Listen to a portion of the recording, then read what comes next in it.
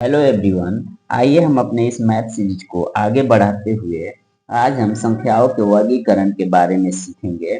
जैसा कि आप सभी को मालूम है, यह सीरीज खासकर बिहार स्टेट, जिसका फॉर्म अभी चालू हो गया है, BPSC TRE 4, BPSC AEDO, UPSC CSAT, इन सभी परीक्षाओं को ध्यान में रखते हुए बनाया गया है। आइए आज हम संख्याओं के वर्गीकरण के क्रम में सबसे पहले प्राकृत संख्या क्या है इसके बारे में जानेंगे। प्राकृत संख्या को इंग्लिश में नेचुरल नंबर कहते हैं। ठीक, ये सभी मालूम है आप सभी को। तो प्राकृत संख्या कहते किसे हैं? तो वैसी संख्याएं जो एक से शुरू होकर अनंत तक जाती है, या गिनती गिनने की संख्याओं को, काउंटिंग नंबर्स को हम क्या कहते हैं? प्राकृत संख्या कहते हैं। जैसे हमें कभी भी गिनती गिनना रहता है तो हम डायरेक्ट एक से चालू करते हैं, 1 2 3 4 5 और अनंत तक जाते हैं। तो सबसे छोटी प्राकृत संख्या एक है और सबसे बड़ी प्राकृत संख्या ज्ञात नहीं है। ज्ञात नहीं है, इस बात को आप याद रखिएगा। तो सबसे छोटी प्राकृत संख्या क्या हो गया? एक हो गया। और सबसे बड़ी प्राकृत संख्या क्या होगा? ज्ञात नहीं है। ज्ञात नहीं है, ये बात क्लियर हो गया।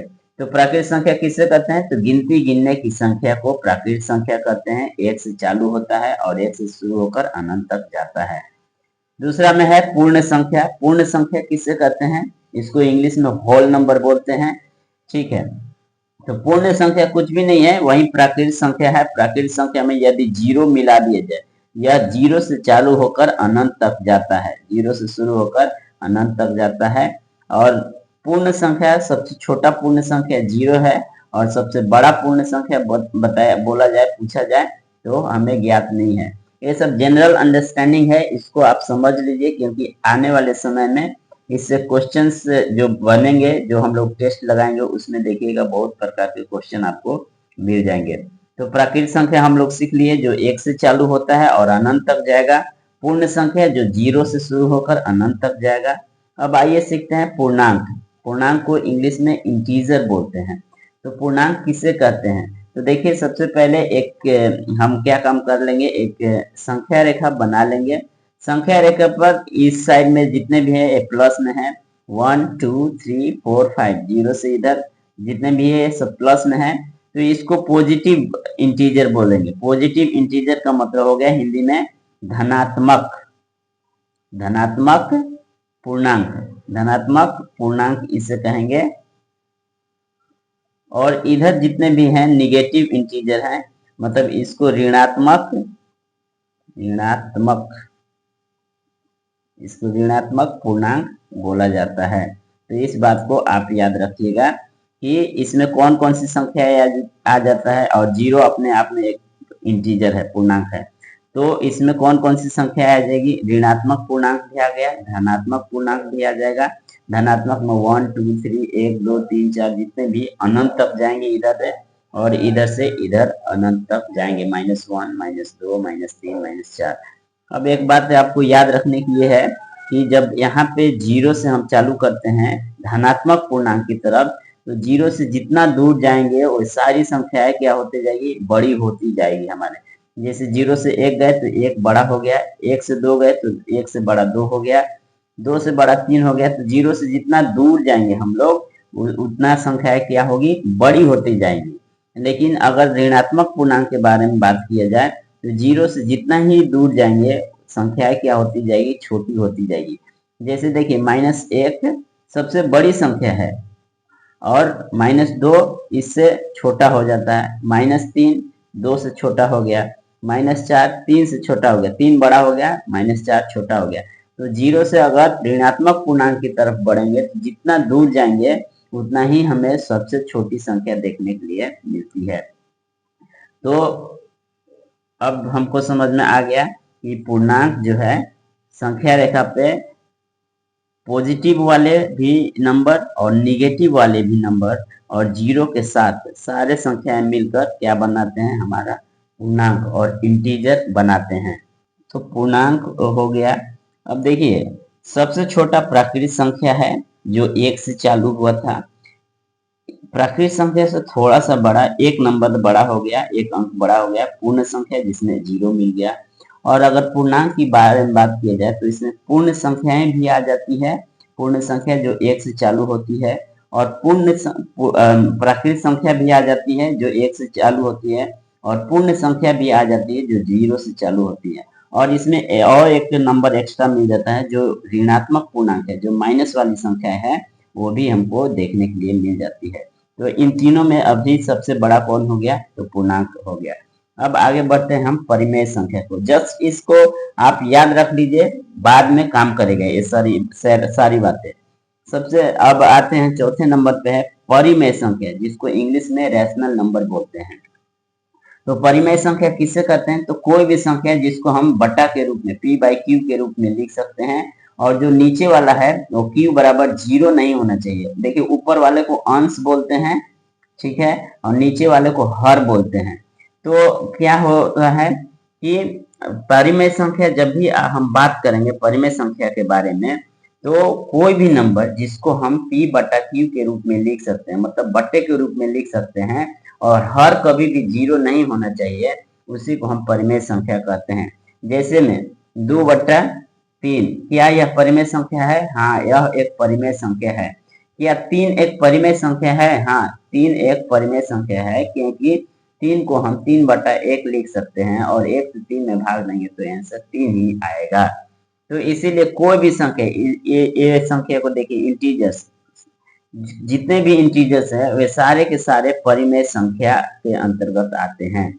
जितने भी पूर्ण संख्याएं हैं वे सारे के सारे परिमेय संख्या बनेंगे, और जितने भी प्राकृतिक संख्या है वे सारे के सारे परिमेय संख्या का निर्माण करती हैं।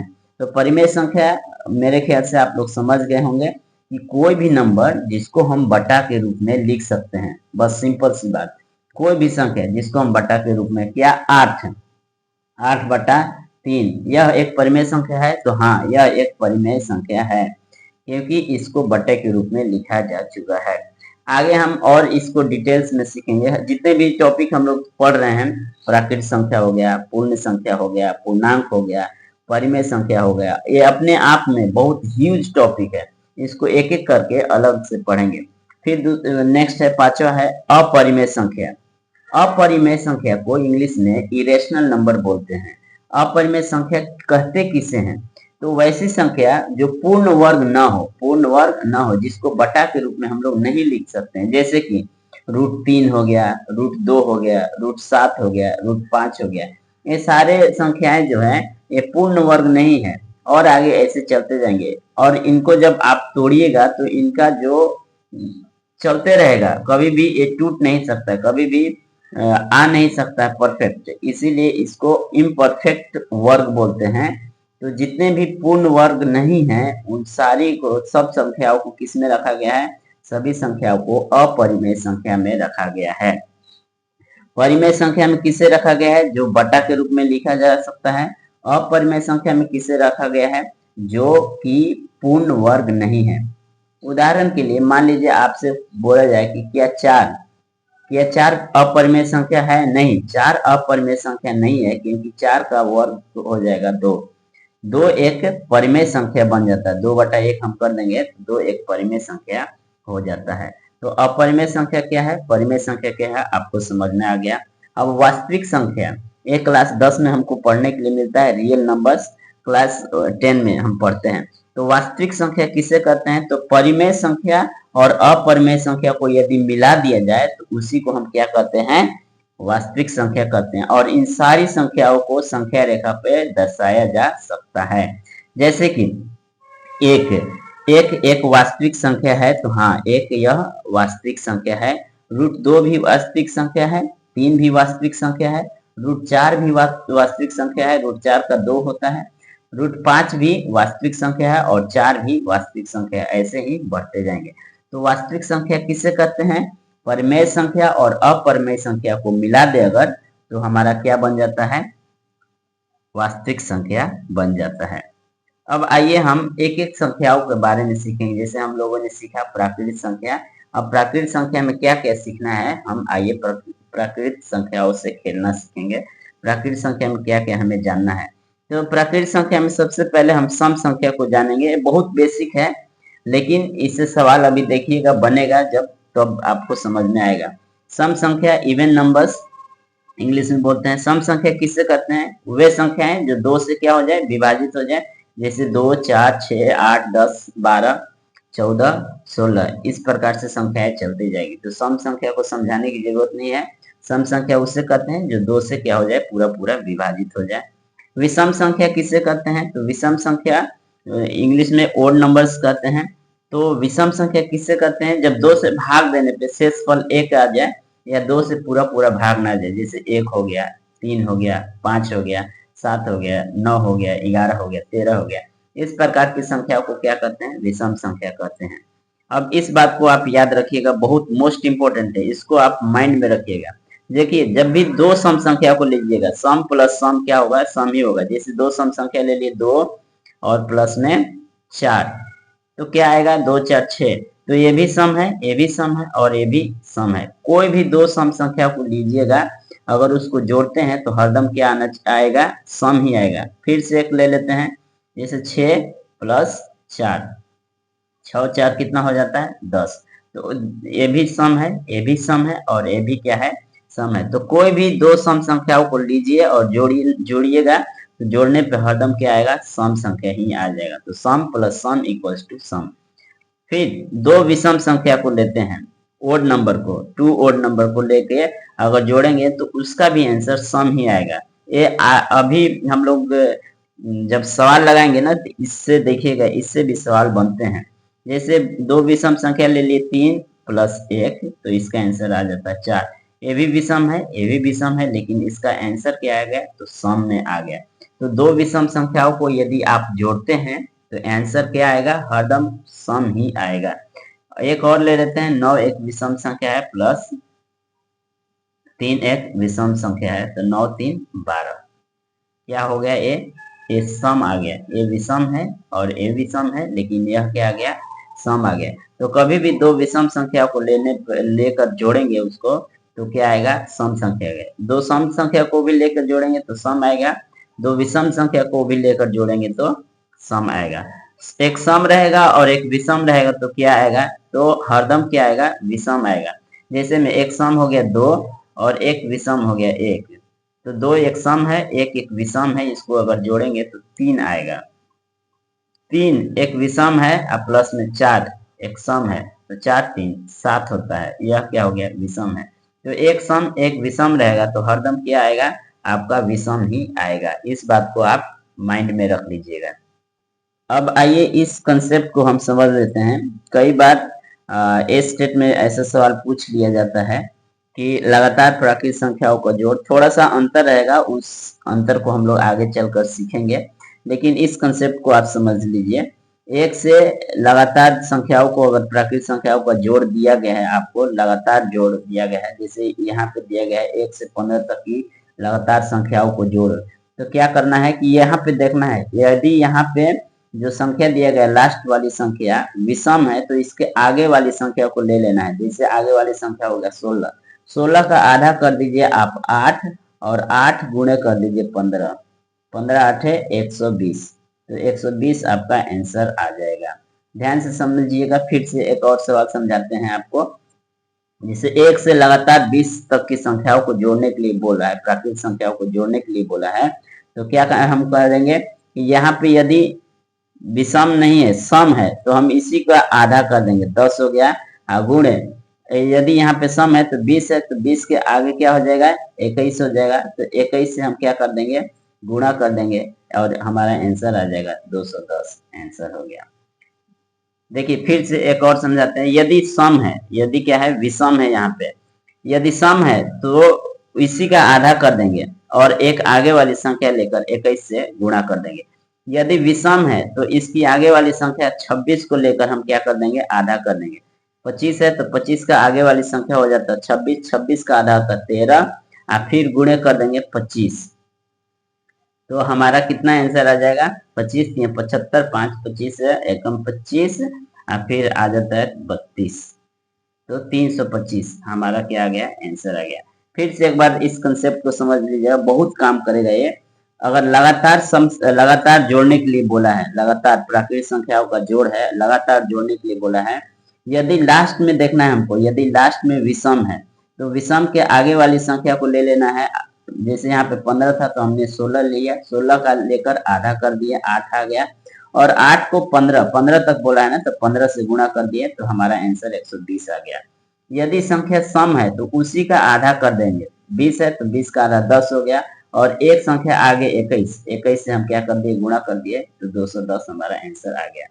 फिर से देखिए, यहाँ पे यदि संख्या विषम है तो हम क्या काम करेंगे, इसका आगे वाली संख्या को लेकर आधा कर देंगे। 25 है तो 26 का आधा 13 कर दिए, और गुणा 25 से कर देंगे, तो 25 से 13 में गुणा करेंगे तो 325 हमारा आंसर आ जाएगा।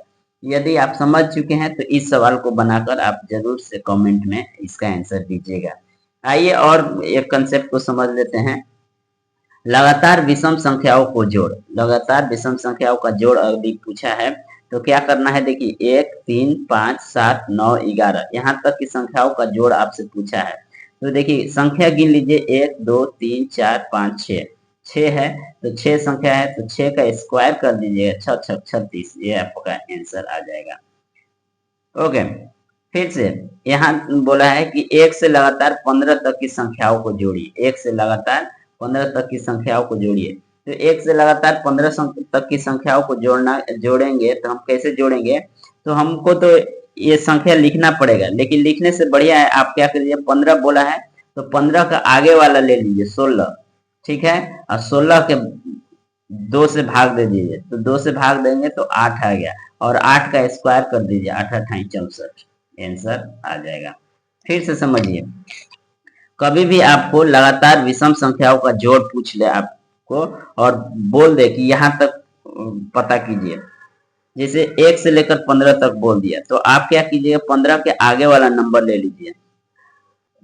15 का आगे वाला ले लिए जब, तो 15 का आगे वाला नंबर क्या आएगा, 16, 16 को 2 से भाग दे दीजिए, 8 आ जाएगा, 8 का स्क्वायर कर दीजिए, और 8 8 64, आंसर आ गया।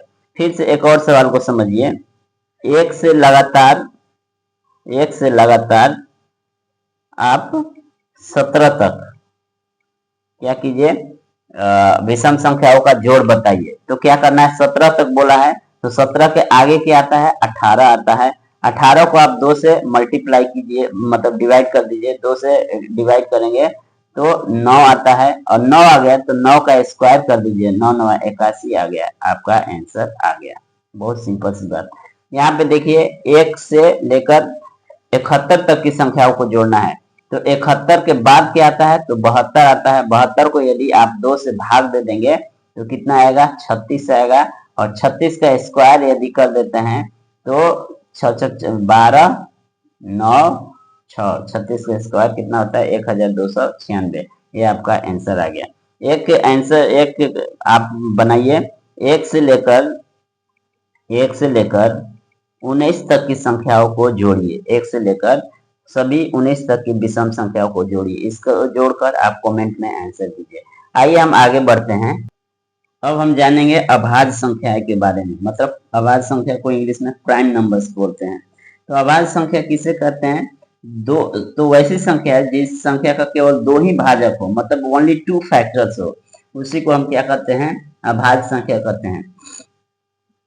भाजक किसे कहते हैं, कोई भी संख्या, मान लीजिए 9 है, 9 के कितने फैक्टर्स हो सकते हैं, तो यह संख्या किस किस के, ऐसे अगर सिंपल बात किया जाए तो किस किस के पहाड़ा में आएगा, तो 1 के पहाड़ा में आएगा, 3 के पहाड़ा में आ जाएगा, और फिर 9 के पहाड़ा में आ जाएगा। तो इसके कितने भाजक हुए या कितने फैक्टर हुए, तो 3 फैक्टर हुए। लेकिन हम सीख रहे हैं प्राइम अभाज्य संख्या के बारे में। तो अभाज्य संख्या उसे कहते हैं जिसके केवल और केवल 2 ही फैक्टर, 2 ही भाजक होते हैं, या तो 1 होगा और अपने आप वही नंबर होगा। जैसे 3 देखिए, 3 क्या है, एक अभाज्य संख्या, क्यों, क्योंकि इसके सिर्फ 2 ही फैक्टर है, 1 और अब वह नंबर खुद, तो केवल 2 ही फैक्टर होंगे, 1 होगा और वो नंबर अपने आप में होगा। ओके, 2 देखिए, 2 के 2 ही फैक्टर है, 1 और वो नंबर खुद है, तो 2 सबसे छोटी अभाज्य संख्या है। इस बात को भी याद रखिएगा कि सबसे छोटी अभाज्य संख्या कौन है, तो 2 सबसे छोटी अभाज्य संख्या है। 5 को देखिए, तो 5 में 1 है और 5 ही इसका फैक्टर है। तो वैसी संख्या है जिसके केवल 2 ही फैक्टर हैं, 2 ही भाजक हैं, उसे हम क्या कहेंगे, अभाज्य संख्या, प्राइम नंबर कहते हैं। अब देखिए यह इम्पोर्टेंट है, इससे बहुत बार सवाल पूछा गया है कि 1 से लेकर 100 तक में कितने सारी अभाज्य संख्याएं आती हैं। तो 1 से 100 के बीच में 25 प्राइम नंबर्स आते हैं, 25 अभाज्य संख्याएं आती हैं। आइए कैसे कैसे आता है उसको हम जान लेते हैं। तो 1 से अगर 10 के बीच में देखा जाए तो हमको 4 अभाज्य संख्याएं देखने के लिए मिलती है। आप इसको पूरा रीति से याद कर लेना है कैसे भी, जैसे 2, 3, 5, 7, 1 से लेकर 10 के बीच में हमको 4 अभाज्य संख्याएं मिल गई। कौन कौन? तो 2 हो गया, 3 हो गया, 5 हो गया, 7 हो गया। अब आगे बढ़ते हैं, 10 से लेकर 20 के बीच कितनी अभाज्य संख्याएं हैं? तो 10 से लेकर 20 के बीच हमें 4 अभाज्य संख्याएं देखने के लिए मिलती है। 11, 13, 17, 19, 11, 13, 17, 19। 20 से 30 के बीच 2, 23, 29। 30 से 40 के बीच 2, 31, 37। 40 से 50 के बीच 3, 41, 43, 47। 50 से 60 के बीच 2, 53 और 59। 60 से 70 के बीच 2, 61, 67। 70 टू 80 के बीच में 71, 73, 79 और 80 टू 90 के बीच में 83, 89 और 90 टू 100 के बीच में ओनली 1 मिलता है, 97। तो इतना सारी बातों को आप याद रखिएगा कि कौन कौन सी संख्याएं अभाज्य है 1 से 100 के बीच में।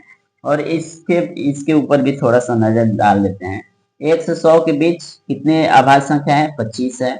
101 से 200 के बीच तो 21 अभाज्य संख्याएं हैं। 201 से 300 के बीच 16 अभाज्य संख्याएं हैं। 300 से 400 के बीच 16 अभाज्य संख्याएं हैं। 401 से 500 के बीच 17 अभाज्य संख्याएं। इसको आप याद रख लीजिएगा, माइंड में रख लीजिएगा, क्योंकि कभी कभी इससे जनरल सवाल पूछ लिया जाता है कि 401 से 500 के बीच कितनी अभाज्य संख्याएं हैं। 501 से 600 के बीच 14 अभाज्य संख्या है। 601 से 700 के बीच 16 अभाज्य संख्या है। 701 से 800 के बीच 14 अभाज्य संख्या है। 801 से 900 के बीच 15 अभाज्य संख्या है। 901 से 1000 के बीच 14 अभाज्य संख्या है। तो मेरे ख्याल से आप अभाज्य संख्या समझ चुके होंगे। आइए एक प्रैक्टिस क्वेश्चन लगाते हैं। क्वेश्चन है 50 से 70 के बीच कितने अभाज्य संख्या है? How many prime numbers are there between 50 to 70? तो 50 से 70, देखिए 50 आपका यहाँ 50 से लेकर 70 के बीच में कितने अभाज्य संख्या हैं? तो 50 से लेकर 70 के बीच में 4 अभाज्य संख्या आपको देखने के लिए मिलेंगे, 53, 59, 61 एंड 67। तो इसका करेक्ट आंसर हो जाएगा आपका सी।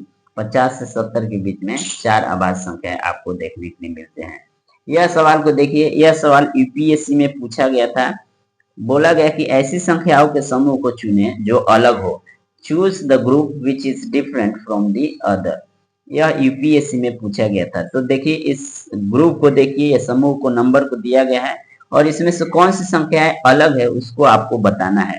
तो 17, 37, 47, 97 सारी क्या है? प्राइम नंबर है, अभाज्य संख्या है। 31, 41, 53, 67 ये सभी प्राइम संख्या है, मतलब अभाज्य संख्या है।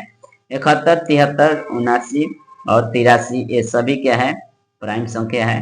83, 89 एंड 91, 97 ये सभी प्राइम संख्या है, लेकिन केवल 91 प्राइम संख्या नहीं है, क्योंकि 13 गुणे 7 यदि करेंगे 13 से 91 आता है। तो 91 का फैक्टर 2 से ज्यादा हो गया, 91 खुद हो गया, 13 हो गया, 7 हो गया, 1 हो गया। तो इसीलिए हमारा ऑप्शन सी हो जाता है, क्योंकि 91 जो है ये सबसे अलग है। तो इस प्रकार से सवाल बन जाता है। इसीलिए आपको सिर्फ देखिए 91 कहाँ है? तो इसी के बीच में है, इसीलिए आपको क्या करना है? जनरल अंडरस्टैंडिंग रखना है। 91 नहीं, 97।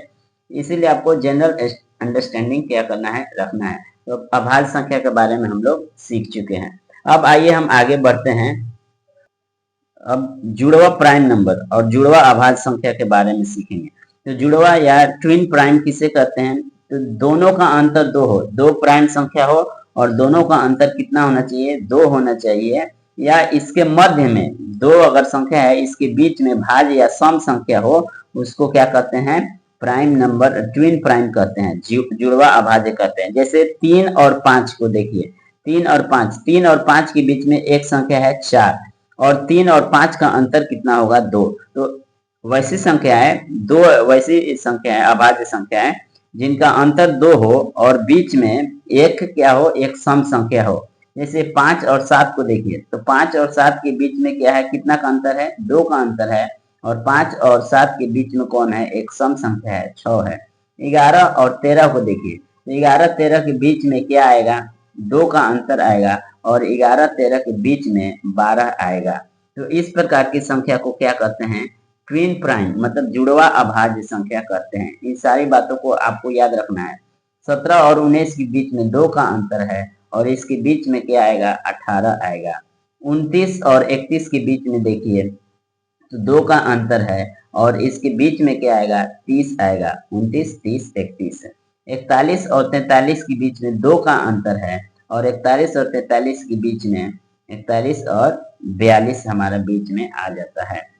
59 और 61 के बीच में 2 का अंतर है, लेकिन इसके बीच में 60 आ जाता है। 71 और 73 के बीच में 2 का अंतर है और 71 और 73 के बीच में 72 आपका जो कि सम संख्या है। तो इस प्रकार से संख्याओं को हम क्या करते हैं, जुड़वा अभाज्य संख्या कहते हैं। तो जुड़वा अभाज्य संख्या हम लोग सीख चुके हैं। 1 से 100 के बीच में कितने पेयर बने हैं, तो 1, 2, 3, 4, 5, 6, 7, 8, 8 पेयर हम लोग देखे हैं 1 से 100 के बीच में जो जुड़वा अभाज्य संख्या का ये पेयर है, जोड़ा है। अब आगे बढ़ते हैं सह अभाज्य संख्या। सह अभाज्य संख्या किसे कहते हैं, जिसको इंग्लिश में को प्राइम नंबर्स बोलते हैं।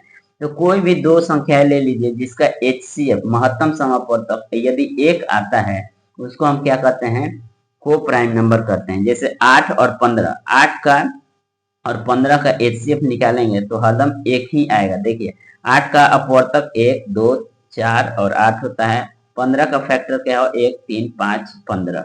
लेकिन दोनों में कौन मिल रहा है, 1 मिल रहा है, तो 1 इसका HCF हो गया। तो HCF निकालने के लिए हम लोग बाद में भी सीखेंगे। लेकिन सह अभाज्य संख्या किसे कहते हैं, कोई भी दो संख्याएं जिसका HCF कितना आएगा, 1 आएगा, उससे क्या कहेंगे, सह अभाज्य संख्या या को प्राइम नंबर्स कहते हैं। जैसे 9, 10, 14, 15, इन सभी का अगर HCF निकालिएगा तो 1 ही आएगा। अब आते हैं हम संयुक्त संख्या के बारे में सीखेंगे, जिसको इंग्लिश में कंपोजिट नंबर्स कहते हैं। तो कंपोजिट नंबर किसे कहते हैं, तो वैसी संख्या जिसका 2 से अधिक गुणनखंड हो, वैसी संख्या जिसका 2 से अधिक गुणनखंड हो उसे कंपोजिट नंबर कहते हैं। जैसे 4, 4 के कितने गुणनखंड हो, तो गुणनखंड का मतलब मैं बता दिया हूं कि किसके किसके पहाड़ा में आता है। तो 4 1 के पहाड़ा में आएगा, 2 के पहाड़ा में आएगा और 4 के पहाड़ा में आएगा। तो 4 के कितने गुणनखंड है, 3 गुणनखंड है, 1, 2, 4। तो 2 से अधिक है, तो यदि 2 से अधिक है तो उसको हम क्या कहेंगे कि यह एक संयुक्त संख्या है। तो 4 एक संयुक्त संख्या है और 4 सबसे छोटी संयुक्त संख्या है, इसको भी आप याद रख लीजिएगा। 6 एक संयुक्त संख्या है कि नहीं, तो 6 का जो फैक्टर है, गुणनखंड है, 1 होगा, 2 होगा, 3 होगा और 6 हो गया। तो 6 भी 2 से ज्यादा इसके फैक्टर है, तो ये क्या हो गया, संयुक्त संख्या है। 8 भी संयुक्त संख्या है, 9 भी संयुक्त संख्या है, 10 भी संयुक्त संख्या है, इसी तरह बढ़ते जाएगा। एक क्वेश्चन देख लीजिए, 100 से छोटी 5 क्रमागत संख्याओं को बताइए जो संयुक्त संख्या हो। 100 से छोटी 5 क्रमागत संख्याओं को बताइए जो क्या हो, संयुक्त संख्या। तो 100 से छोटी आप ले लीजिए, 91 से चालू कीजिए, 91 हो गया, 92 हो गया, 93, 94, 95, 5 संख्याओं को बोला है। तो देखिए 91, 13 से 91 आ जाएगा, इसके लास्ट में 2 है तो 2 से कट ही जाएगा। 6, 3, 9, 3, 12, 12 आ रहा तो 3 से कट जाएगा, इसके लास्ट में 4 है 2 से कट जाएगा, इसके लास्ट में 5 है तो 5 से कट जाएगा। तो ये 5 क्रमागत संख्या बोला है, तो 91, 92, 93, 94 और 95 100 से छोटी भी है और ये क्रमागत भी है। अब आते हैं, हम सीखते हैं संपूर्ण संख्या, परफेक्ट नंबर के बारे में। तो संपूर्ण संख्या किसे कहते हैं, तो संख्याओं का गुणनखंड संख्या के योग से क्या होगा, दुगना होगा। कोई भी संख्या है उसका गुणनखंड निकाल लेना है और गुणनखंड निकालने के बाद हमको देखना है कि उसका योग कितना है। यदि योग निकाले, यदि सब संख्याओं को जोड़ देते हैं और जोड़ने के बाद इस संख्या से दुगुना आ जाए, जैसे 6 का गुणनखंड निकाले तो 1, 2, 3, 6 और सभी को जोड़ देंगे तो कितना आ जाएगा, तो 12 आ जाएगा। 1, 2, 3, 3, 6, 6, 12। और ये जो संख्या 6 है ना, तो 6 का दुगुना क्या होता है, 6 गुणे 2 12 होता है।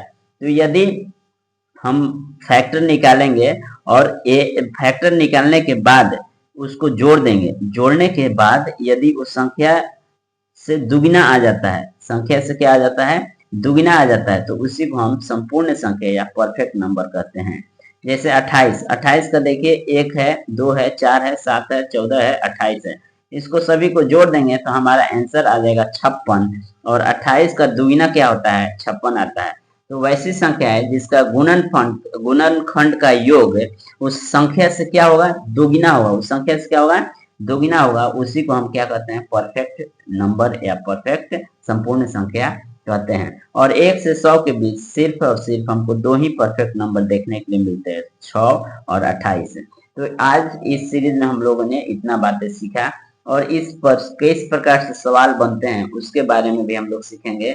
और आगे हम लोग पूर्ण संख्या, प्राकृत संख्या, प्राकृत संख्या तो आज हम लोग सीख गए, पूर्ण संख्या, परिमेय संख्या, पूर्णांक, इस सब को हम लोग धीरे धीरे सीखेंगे।